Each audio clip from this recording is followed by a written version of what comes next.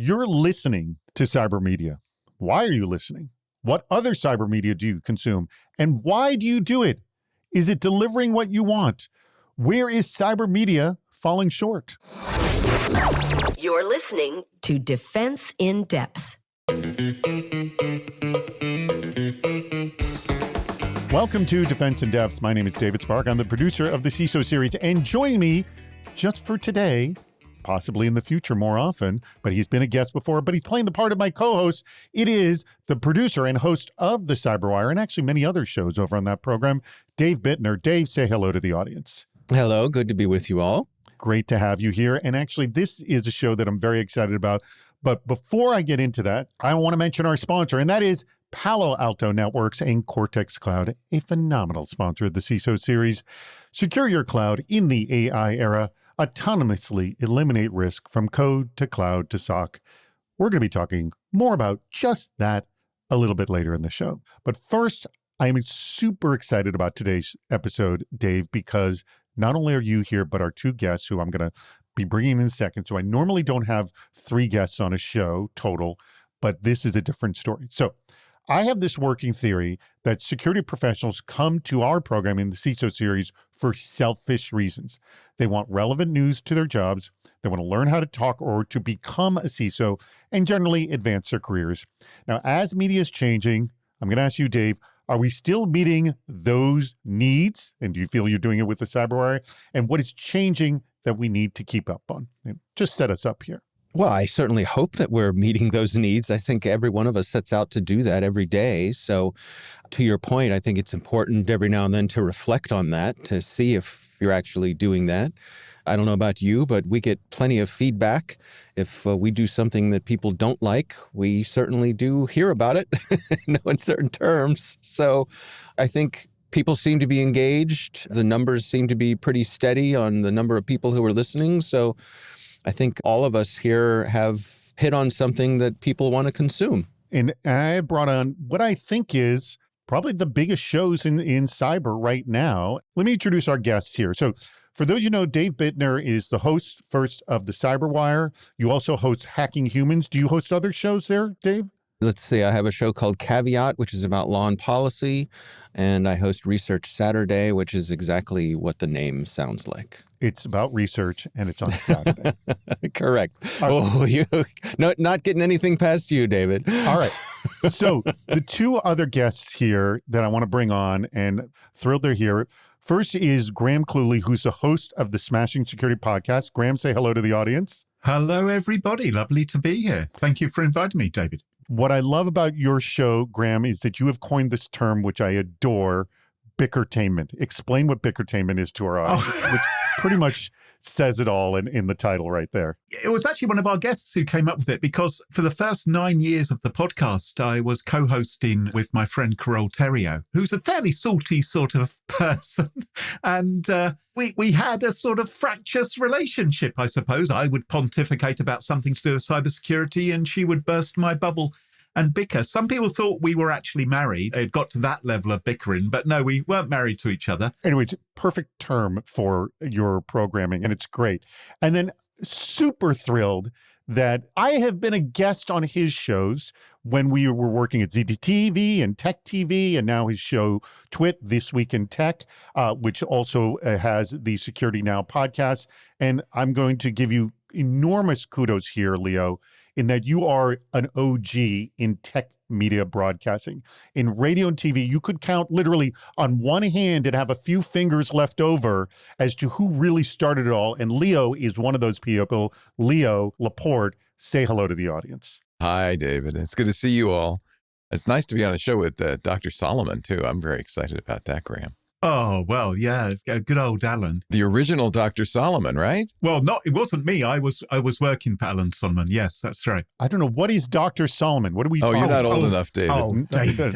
I'm plenty old, but just not enough, I guess. Dr. Solomon's Antivirus Toolkit was one of the very first antivirus products. That's right. And I was their first ever Windows. Oh, yes, that I do remember. Yeah. So I was their first ever Windows programmer.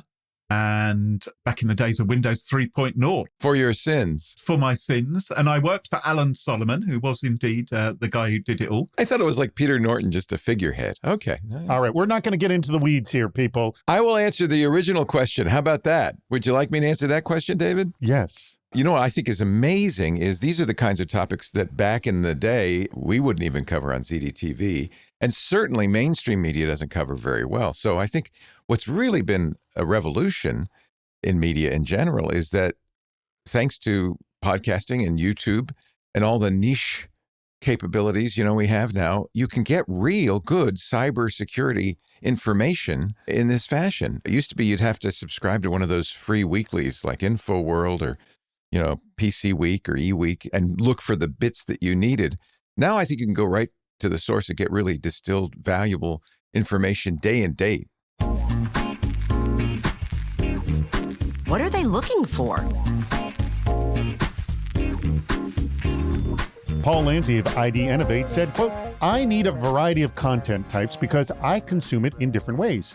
Podcasts for car rides and walks, text for train rides and procrastination breaks at my computer, short form audio flash briefing content for my morning routine. Almost all of those content types, if it's clearly AI generated, I skip it. Life is too short for bad wine and AI slop. Howard Holton, CEO over GigHome, one of our favorites as well, as is Paul, who said, my consumption has changed. Most of my news content is focused on text because I read much faster than most people speak. I watch videos for technical training. So this just sets up what Paul and Howard said is just how people consume. And one of the reasons I say podcasting is so powerful, Dave, is the overwhelming majority of people consume it when they are not working. Have you discovered the same? I think that's right. I think most people consume it while they're doing something else, which I think is part of what makes it so appealing, is that you can double up on what you're doing. You could be folding the laundry and learning something. You could be washing your car and learning something. You could be at the gym. And so we certainly hear that. The odd ones are when I'll run into someone at a trade show and they'll say, I listen to you while I'm in the shower every day. Well, the advantage is yours. I think being able to make better use of your time, everyone has too little time. And so being able to double up on things like that, I think people find really attractive. It also helps those tasks pass a little more quickly. It's not so odious to be folding the laundry when you're listening to something that's entertaining or enriching. Well, and this is a kind of a key thing, is that we are providing information, but we have to provide it in an entertaining way. Graham, you've discovered Bickertainment as your mode of entertainment. Yeah, I think that's right. I think people are expecting their content in different forms. And of course, there are different audiences. I mean, one of the things that I notice about us guys is that we're sort of approaching this problem from different areas. All four of us are producing content. We're not just consuming it. We are consuming it as well. But we're making quite different things for different people. So you, David, you've got this community source debate with CISOs and security leaders, the Cyberwire, Bittner's Corner of the World. That's a daily news briefing. Leo, you've got Security Now, which has been going for 21 years, something like that? Yes. Yeah. Real deep dives into things. And my Smashing Security is sort of like storytelling with a bit of humor. It's aimed at a broader audience. By the way, how many years has Smashing Security been around? This is our 10th year. We're in now, yeah. Wow. And you, hold it, Dave, you're at 10 years, aren't you? We just celebrated 10 years as well, yeah. Congratulations to both of you. That's phenomenal. Thank you. Nothing compared to Leo, but... No. As I said at the beginning, I'm old. But by the way, Leo holds up very well. I've known Leo since 1998. Thanks to chewing gum and glue. And you look still phenomenal, Leo. Man hasn't aged a day, no. The thing I'd say to other people, though, is Leo mentioned earlier, isn't it great that we have these platforms you can hear directly from people, is people can still jump in on this game now. 10 years ago, when I started my podcast, we sort of dilly-dallied for a while and we thought, aren't we a bit late? are we a bit behind the curve? And that was 10 years ago. So if we almost didn't start then, don't think that you shouldn't start now, because there is potentially an audience for you. Well, we are even greener than you. When this drops, it will have been 8 years. We hit a very specific nerve when we came to the market because we were specifically talking at the time about the relationships between buyers and sellers. And that was a super hot button issue, and we doubled down on it. And I don't know if you know, but the original name of our podcast, believe it or not, this was the full name of it, the CISO Security Vendor Relationship Podcast. It was a full friggin' name. That was that's catchy. I know. We even had a logo made up, everything. I had an enormous sign, the whole thing. We finally shortened it to just... That's why we call it Twit. Yeah. It's quick. It's self-deprecating. I want you to know, when it had that title, no one called it by its correct name, not even me. And I mean, no one did. So we realized it's time to change. Well, back in the ZDTV days, we always had to explain, no, it's not about pasta. It's not ZTTV. It is Ziff Davis TV. And that's why they changed the name to Tech TV, because nobody knew what the heck we were doing. No. I think the main reason, well, Tech TV made more sense, obviously, but the conversation I used to have with people all the time, for those people who've been consuming tech media for a long time and remember when Ziff Davis was the king of the mountain, I would say, I work for ZDTV. And it goes, I know Ziff Davis. But this was the time that SoftBank, who owned him, was selling all the parts off. That changed quickly, yeah. And I'm just like, well, actually, no, we're not, because they sold that part off, or we're not part of that. But we all have the same name. It's really confusing. And so it was a giant mess. It was a lucky thing, too, that we renamed it, because I honestly, I don't think it was the best. You know, I like both those quotes because what that reflects, both Paul and Howard, is different strokes, right? And I love it that you have the choice. I think what we do on Twit, we're always kind of thinking about the audience. I said in the very beginning, you always want to respect your listeners, respect their time. But the shows have gone from half an hour to, 3 hours. So obviously I've fallen down on that. I think what people really want, they want the information. I think if they come away from any show with 2 or 3 or even one nugget that they go, I'm going to remember that, or that's useful, they've got value for money, especially since it's free. But also, I think they want companionship. I think they want a relationship. And that's one of the things I learned in years of radio. I'm in my 50th year in radio. Is that's a relationship business. That's a personality business, because you're talking in somebody's ear. And podcasts especially have that parasocial relationship. So people come to us for company. That's why they don't mind that it's a longer show.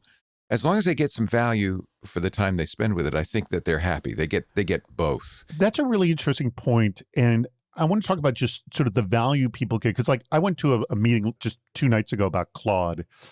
And it was long and it was boring, but there was one nugget that came out of it. And I go, all right, this was super valuable. The one nugget, even though I killed 2.5 hours, that one nugget was worth it, kind of a thing. Like, I'm at that stage in my life. It's if I get one thing out of it, it's worth it. I will say I have a pet peeve, because a lot of times I'm looking for some facts, some factual information. The search always turns up a YouTube video, and the YouTube video, and this is really the perverse incentives of the way YouTube's algorithms work, takes a long time to get, because they want you to watch for a certain length of time so they get credit, et cetera, et cetera. They have to hit the bell and subscribe and all that crap. And by the time they get to the meat, I'm zoned out. So I think this is why I prefer podcasts. Often with YouTube, I'll turn to text instead. In fact, it's no accident YouTube now offers transcripts for everything, because honestly, I'll just drop the transcript down and find what I'm looking for. And sometimes what you'll find is someone's left a comment actually saying the thing you're actually looking for will be 4 minutes 54 into this video. That's the famous saved you a click post, right? What is everyone complaining about? Adam Palmer, CISO of at First Hawaiian Bank, said, quote, "What most cyber media misses is decision value. Security leaders aren't just looking for news. We're looking for how it changes a decision or strategy. What should I fund, stop doing, or explain differently to my CEO/board next week?" Really good point. And Mike Bickford said, quote, "Specific topics are often hard to search in podcasts and other media. AI would be helpful here, not as content per se, but an easier way to pinpoint topics and the discussion around it. I want to hear what others are doing or trying and the results. All right, so just let me qualify what like the reference to AI actually in this segment, the last segment, is that these are all responses to a post I put up about what is cyber media doing for you and do you value AI and where AI has its place. Let's start. I want to get an interesting take. Are you using AI in any format, Graham? Where is the value you see either for yourself as a producer or as a consumer? It certainly is a concern because the volume of AI-generated content is getting so high, and the signal-to-noise ratio is really being messed up, and it does become a discovery problem, doesn't it? Is it finding the actual content which you want? I think most people still want something which is human-edited and human-voiced rather than something else. Am I using AI? Well, I've actually, hush, hush. I have been using AI, but I've been using it to sort of assist the podcast rather than in the creation of the podcasts. We're getting a lot of head nodding here. Yes, there's a lot of assistance. Yeah. So I've been doing a bit of vibe coding over the last few weeks. It's like I haven't programmed for 30 years, but suddenly I'm programming again because I thought I've never had decent transcripts.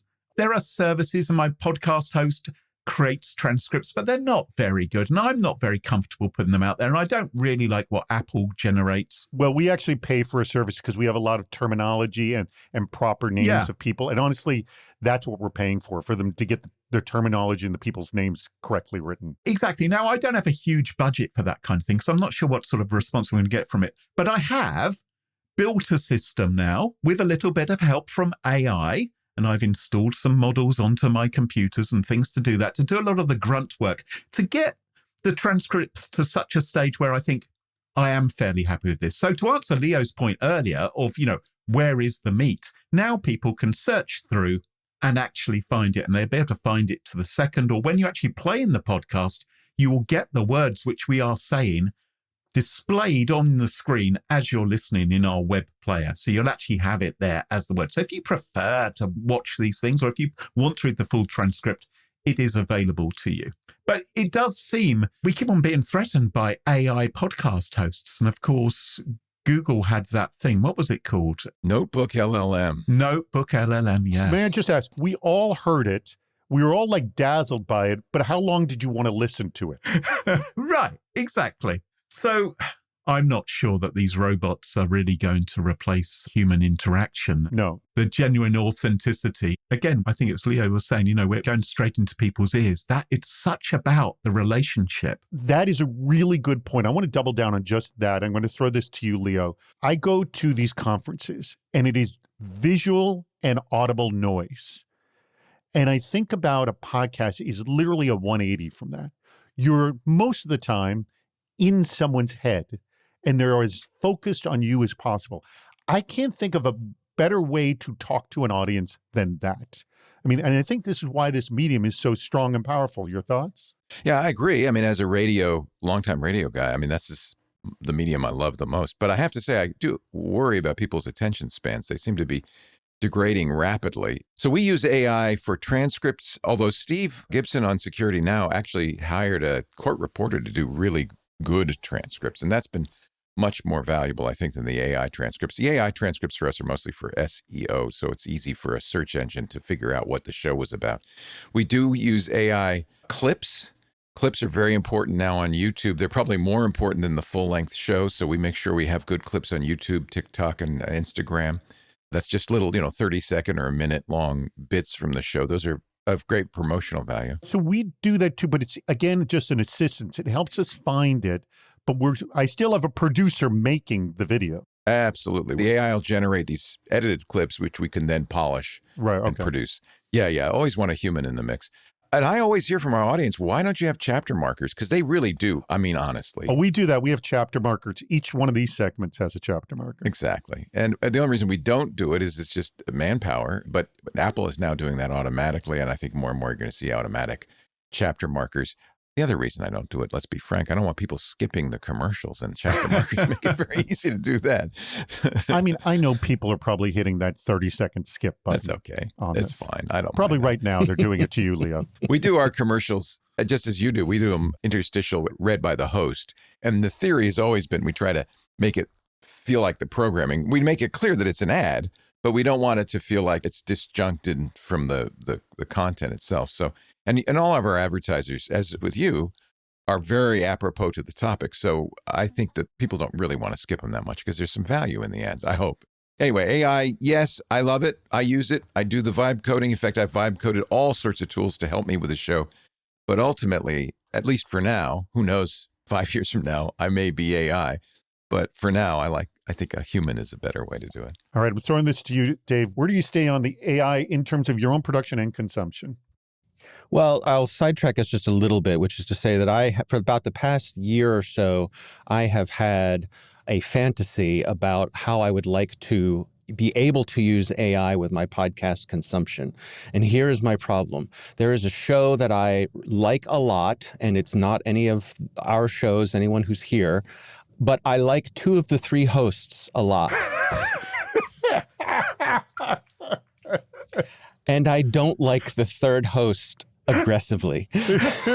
So what I want to be able to do is to load their show into an AI and say, please keep host 1 and host 2, analyze host 3, who never uses 1 word when he can use 10, take the points of whatever he says, make a concise summary of it, insert that in the show. You're talking about me now. I know you're talking about me. I know it. It's Leo, okay, the Dave. truth hurts, Leo. The truth hurts. I didn't want to say it. But no, I would love to be able to do that. I think that is a kind of thing that I could imagine AI being able to do, to take existing content and customize it in a way to better suit your desired consumption.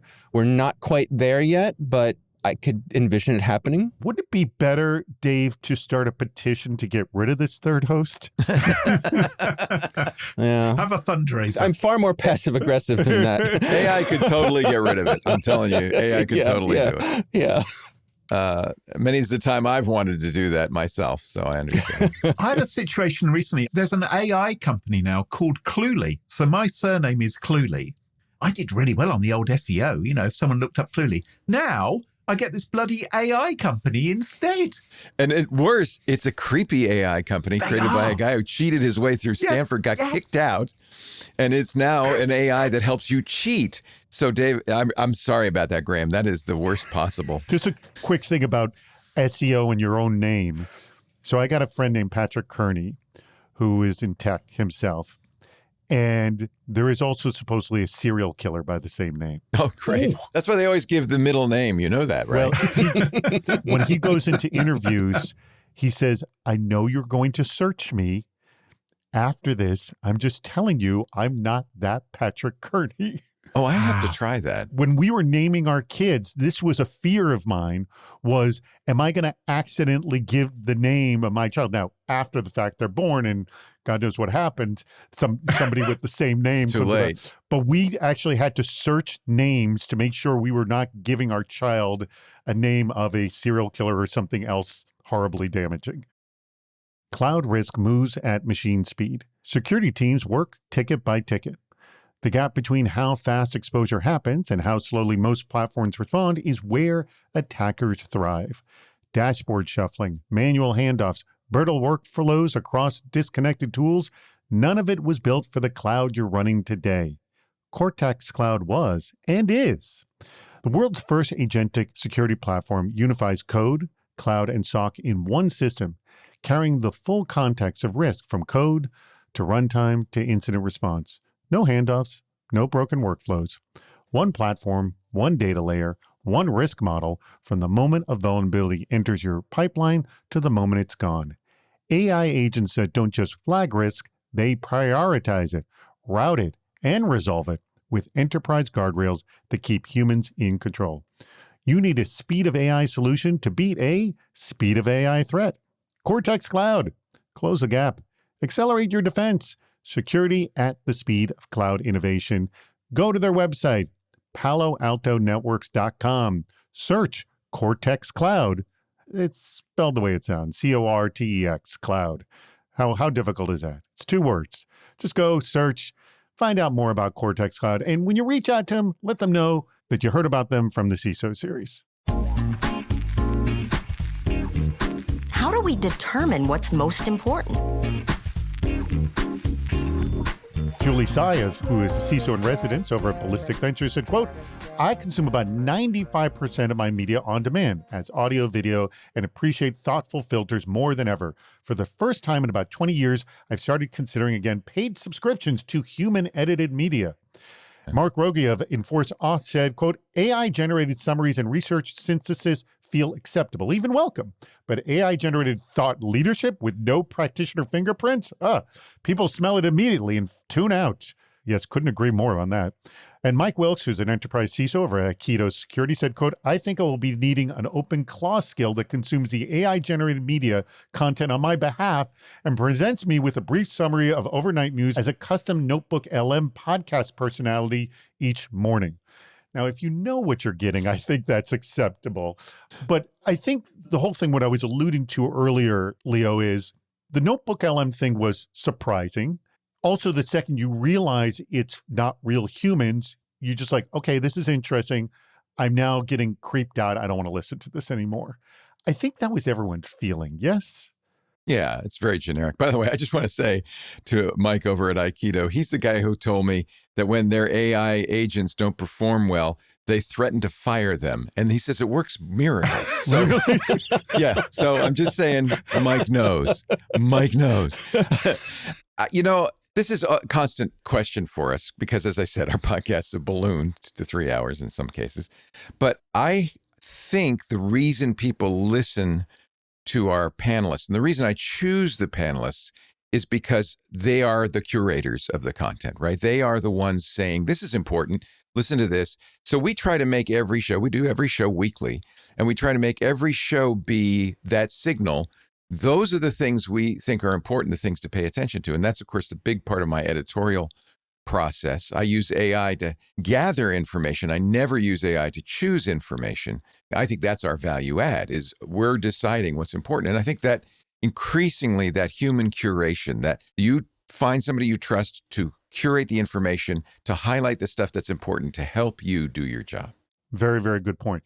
So I'm going to actually switch gears here. I know that they talked about AI here, but I want to just switch gears because it came up because we were talking about sponsors.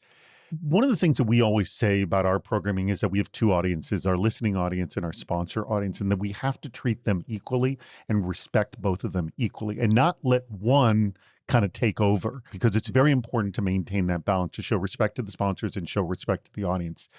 Dave, I'll start with you, Dave. What is your relationship with your sponsors with the programming and how they get involved? Well, it depends. I mean, we have two primary avenues to interact with sponsors. We have ads. We sell ads, same as what Leo described previously. We do host-read ads. As do I. Yeah, as do you, and as does Graham.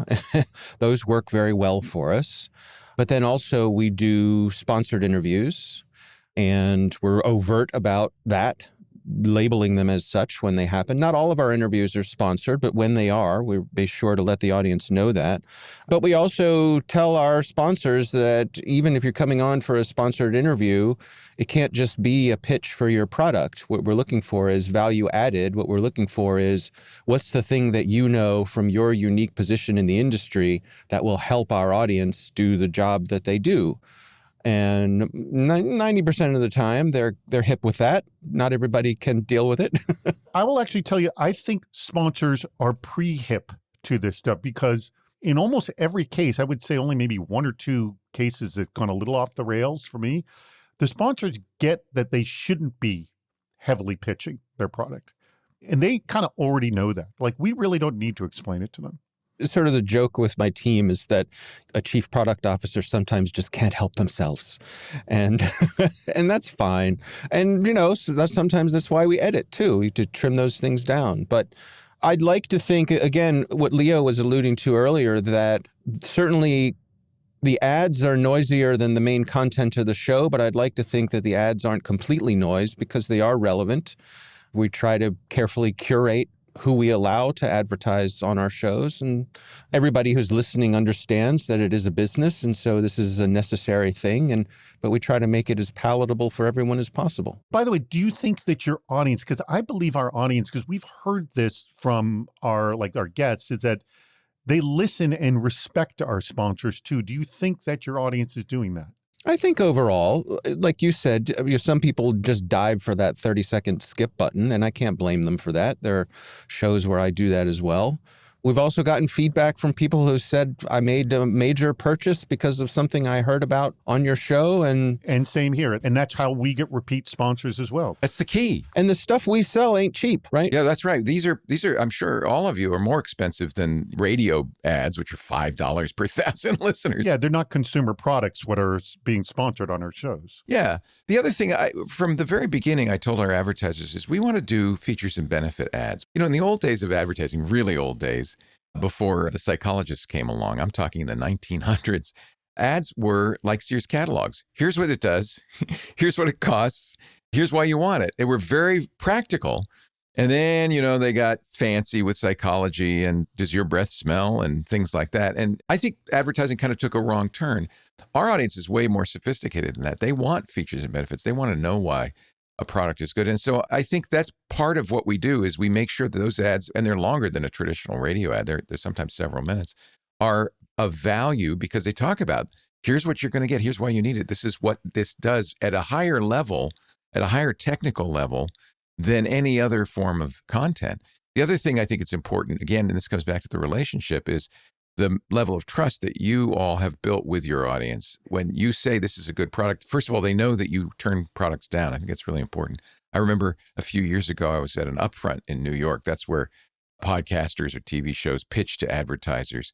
And at the upfront, I said, we say no to a lot of advertisers. And I heard an audible gasp from the ad agencies in the audience. You say no? But I bet you all do that because turning down an advertiser is really important to our integrity, so that our audience does get the sense that when you hear an ad, it's for something we vetted, that we chose. It's not just whoever had some money and threw it over the transom. So this is what's so different about this kind of medium, especially in the cybersecurity realm. People don't have time to waste on stuff that just doesn't work or isn't good.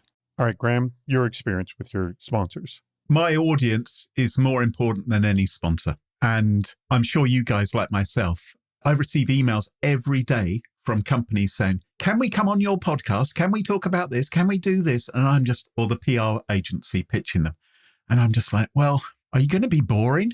Because our podcasts, we don't want to be boring. We don't want to bore the listeners, right? We've built up this audience. We don't want to put them off. If you're going to come on and be dreary and dull and all the rest of it on an interview, then we don't want you, So we make them jump through some hurdles. We're not going to let them be the main guest on the show. And equally, when we do an ad, when we do a host-read ad, what we're increasingly trying to do is we're trying to make it entertaining like the rest of the show. I recognize our show is different from some of the other security podcasts out there because it's not designed necessarily for CISOs. It's maybe for a broader audience and it's trying to be more accessible to the general public. We can't get too bogged down in something dull and dreary and feel like death by PowerPoint or a lecture. And so we try and make it more fun. You said at the beginning that, we've got two audiences. We've got our regular audience and we've got our sponsors. I'm not sure all of my sponsors listen to the podcast. I'm sure they don't. I'm sure they don't. I think if they were to listen, they might reconsider in some situations sponsoring us. But I think the important thing is to be authentic and to be real and have a relationship with your audience. And if you do that, you're going to have a good show. I want to double down and I want to close this whole thing out about something you alluded to there about we get requests from sponsors that are so inappropriate. And you said something that goes, our brand is the number one thing of value. We will do absolutely nothing to damage the brand. Nothing. You can throw as much money as you want. If it damages the brand, I don't have anything to do with it. I'm going to give you a perfect example of this. So we'll get a request from a sponsor, and this doesn't happen often, but we do get it. And I will say that usually comes from fairly young people who are not aware how it works. And they will say, if we sponsor the show, do we get the names and the email addresses of everybody who listened? Oh, I'm sure you've heard this one before, yes? Oh, my God. Sure, yeah, why not? Stop for a second, just for a second. Technically, we don't have that information. You can't do it. But let's just say we did, for argument's sake. How long would I be in business? How long would I stay in business? If you knew your information was being sold to every podcast you listen to, how long would you listen to those shows? Can I say something, though? Spotify does. Amazon does. They track and sell all that stuff? And this is why I think it's one of the worst things that's happened to podcasting is these big companies that know perfectly well that's what advertisers want are forcing you to use their app. Why do you think they force you to use their app? They've got your information and they can tie it to your listening habits. That's what advertisers want. We don't give it to them. We can't because we're an RSS feed, right? Right, yes. But the thing is, the reason I bring that up is they will ask a question that would destroy my company. Can we have this to essentially just destroy you? And the thing is, like, when someone comes to me like that, I go, you don't want to partner with us. You want us to die for your own benefit. Well, why wouldn't they? We just have to put up a good fight, that's all. What else are we missing? Nick Espinosa of the Deep Dive Radio Show, frequent guest we have on as well, who says, quote, cyber media tends to focus more on the tactical and less on the big picture strategy. We can talk about the news of the day, but how does this fit into the bigger picture of society or evolving political landscapes or the engine of the economy? What do the next 5, 10, 20 years look like? Montez Fitzpatrick, CISO over at Navis, said, quote, on two fronts where cyber media falls short. He says, quote, one, potential for vendor influence to overly shape the narrative. We must be careful to not conflate the product as a panacea to fix all problems. We talk about that a lot. And second, he says, lack of OT security. Yes, large percentage of environments will have at least some operational technology constraints. This is a vertical that is underemphasized. I would agree.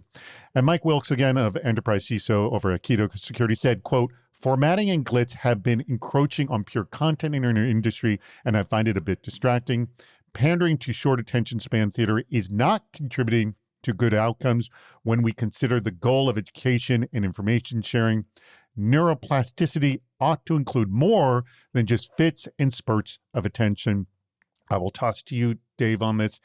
These are the concerns, and I would say they're probably the concerns of all of us. We're aware of this too. We don't want to be seen like these fears that people have. Yes, Dave? I think that's true, and I think Leo nailed it earlier when he said that the people that he chooses to be panelists on the shows, that's the filter through which the news travels. And I think that's the value that all of us bring to this, that we're the ones aggregating the news, we're deciding what we're going to talk about and in what order we're going to emphasize it and how we're going to present it and how we're going to tie it all together.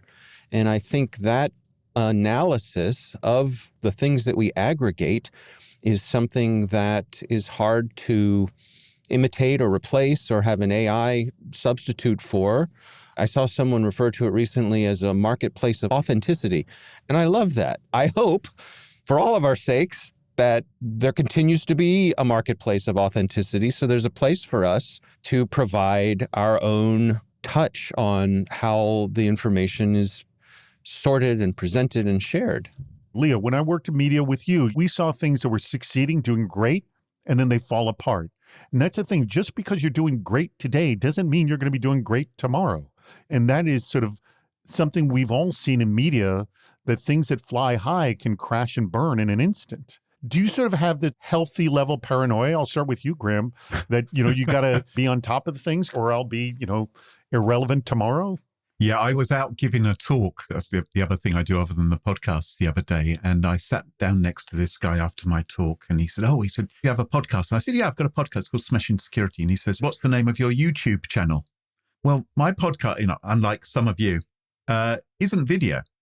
We're just doing audio. And it is a bit scary because it does appear that young people are consuming some of their media, at least this is what we're being told, in a different way. Which is why I am beginning to dip my toe into the Instagrams and the TikToks, if only to promote the audio version of the podcast. So I think it is healthy to be a little bit paranoid that the world may be changing and I better not be too much of a dinosaur.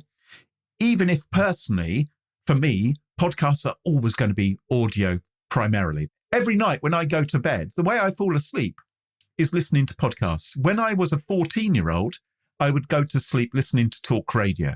I like that human voice in my ear. I find it soothing. It helps me go to sleep. So Some of your podcasts are perfect for this, by the way. But Thank you. but everyone's different. So if we can find this great content, if we can communicate it authentically, and we can find the medium through which it's going to resonate with the widest group of people, then that's terrific. But I think all of us should continue to reflect as to whether we're doing the right approach or whether sometimes it's right to change things up a bit. I want to know about your healthy paranoia, Leo. I want to point out to our audience, you're probably listening to a century's worth of experience in media right here. Seriously. That's Leo alone. And I'm the bulk of it. I've been in it for 30 years, Leo. I've been doing it for a long time myself. Just you and I are 80 years alone, David. Yeah. Coming from the other side of relevance, I'll say hi to you guys over here in the irrelevant side of the equation. Honestly, it's great to be doing this long enough where I don't really care anymore. Dare I say that? I've been very fortunate because my own interests and passions have led me in a good direction. You know, when we started podcasting, there were like 5 podcasts total, but it wasn't something I did thinking, oh, this is the future. I'm glad it's become the future, but it was just by chance. We started doing video in 2008, long before YouTube had just started, long before anybody thought video was the right thing to do. And it cost us a lot of money, but I did it because I thought, oh, this will be fun. And I came from a TV background. I thought, well, it'll just be fun. So I've never chased relevance or currency. I think the most important thing I would say, if there's, if anybody wants my advice, and I don't think you should take it, but if you did, I would say, consider the audience always. Let's be where they are. Let's give them what they want. And they will tell you what to do. Well, I think this is also where AI can help, because the AI can help us find where the relevance is too. The audience is pretty good at letting you know. That's the thing. Sure. I think it is very important for anybody who's in any form of mass media is to listen to the audience. And we're fortunate because podcasting especially is a community-driven sport. And so we have chat rooms, we have forums. I have a Mastodon instance. Every show I do has a live chat room. We stream it on 7 different platforms and people can chat on all of those. So I get a lot of feedback.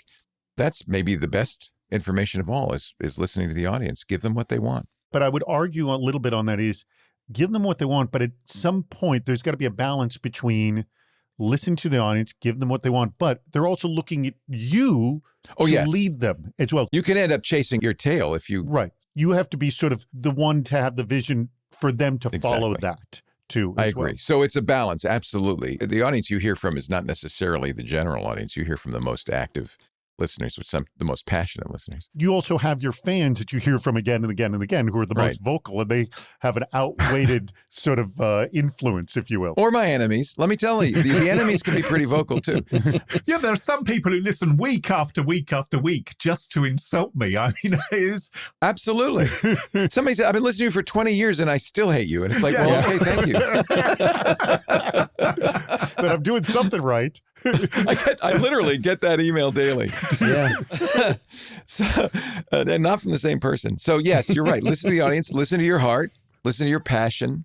I guess pay attention is probably the best thing to do. Don't go on automatic. Don't you think, Leo, that sometimes it's important too to know when something has run its course? Well, I've ran my course a long time ago. but you've had shows that you've retired over the years. Right? Oh, I've absolutely canceled more shows than I have on now, by far. How many shows are on your network now currently, Leo? How many? 15 shows. We've had as many as 40 in the past. Wow.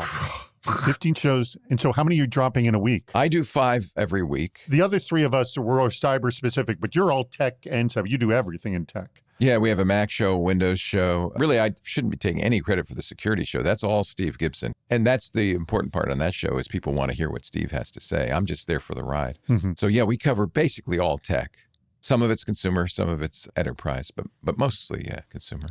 How many shows do you have on your network, Dave? Oh, gosh, about 20 or so, I guess, something like that. If you can't count them, you have a lot. 20 and they're all active? Yeah. Well, because we have shows that we run on our network that we don't produce.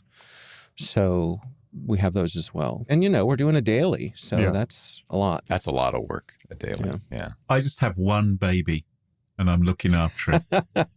And you love it more than any other. Exactly. Well, we have 5 shows on our network.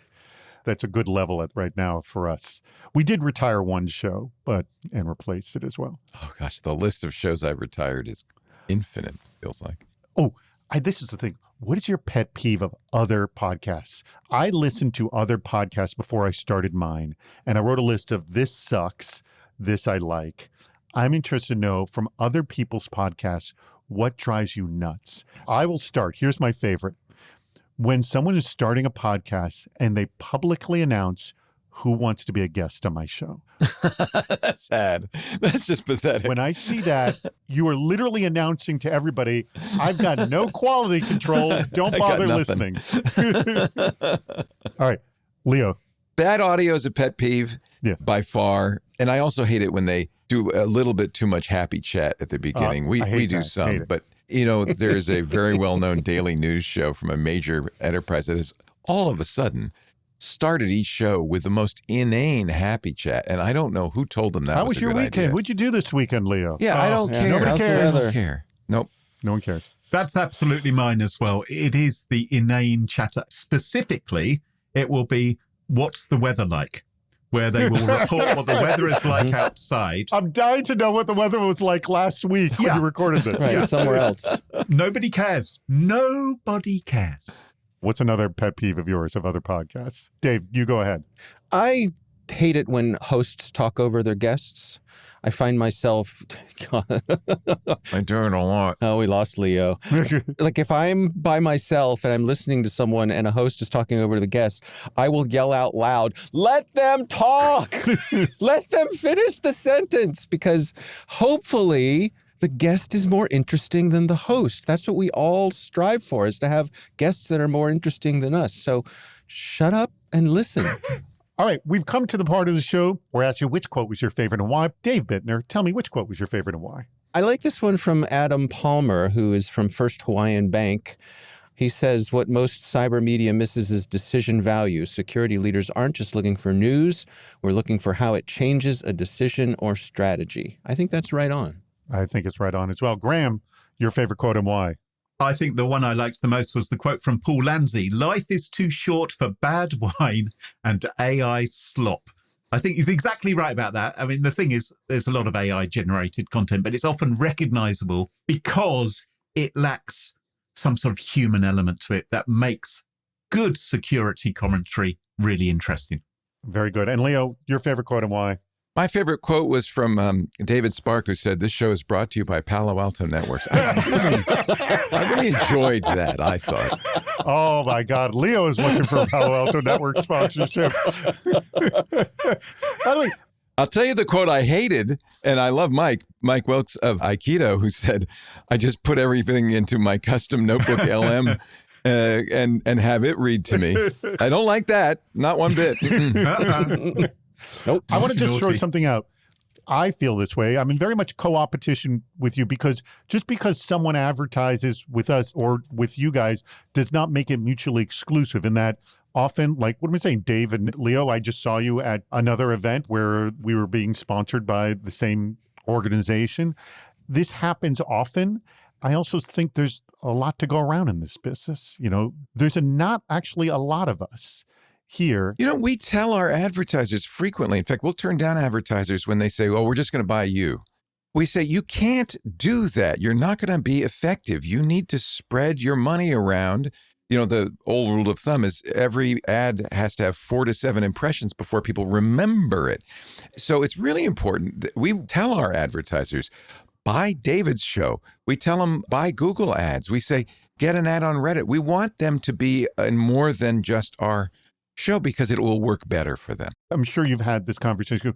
Let's just buy one episode and see how it goes. Oh, we don't let them. No. We won't let them do it. I'm just like, turn them down.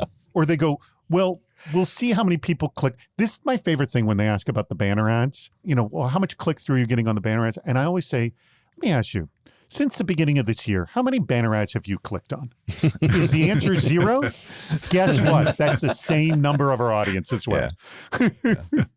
It's really hard to explain to advertisers that attribution doesn't work very well. You just have to look at your results, look at your numbers, and see if your campaign's working.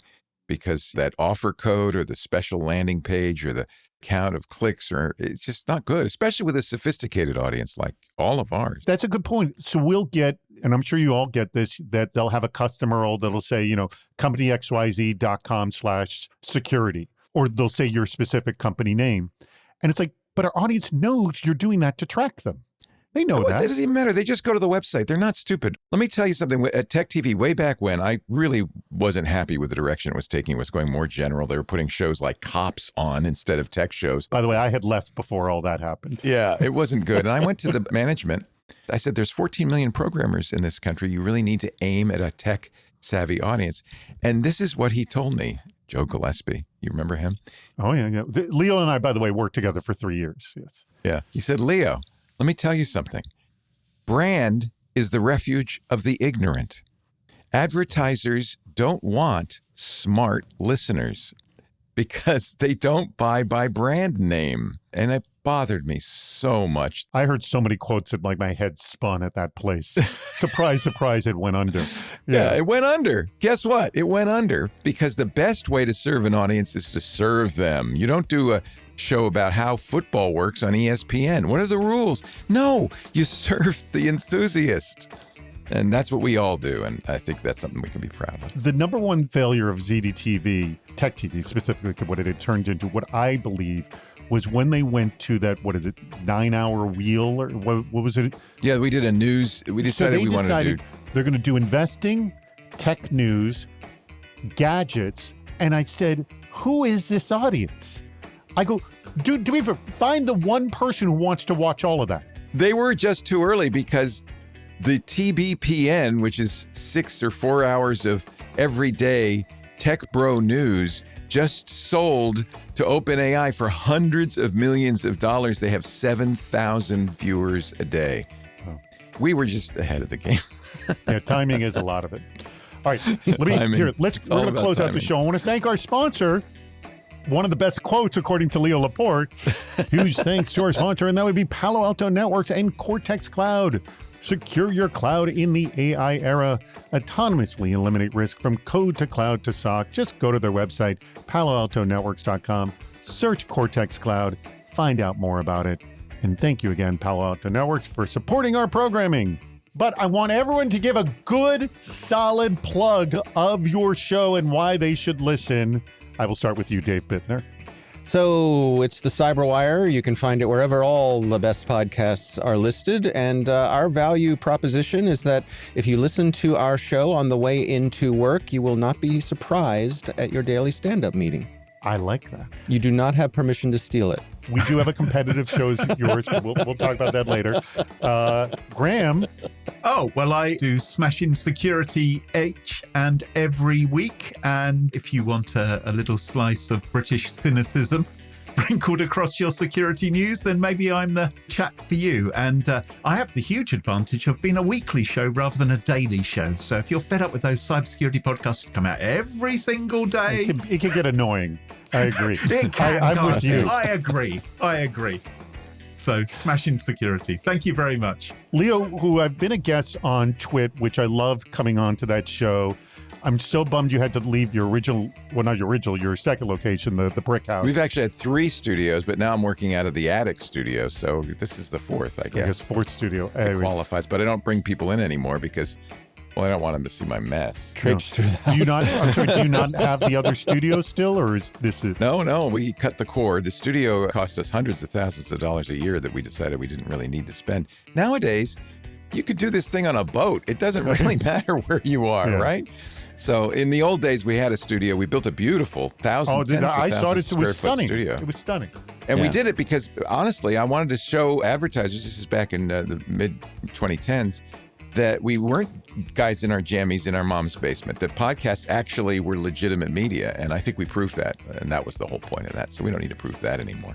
Give a good pitch for security now. Twit.tv. That's all you need to do. Go to the website. The Security Show stands on its own. Steve Gibson has been doing it for 20 plus years and is one of the leaders in this area.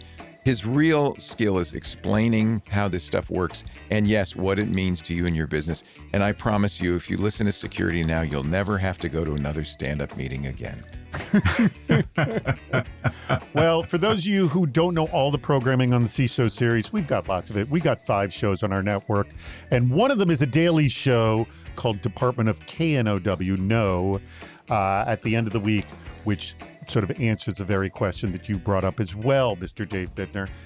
Why not listen to both of them? You should. Well, it's part of our daily show, Cybersecurity Headlines, as well.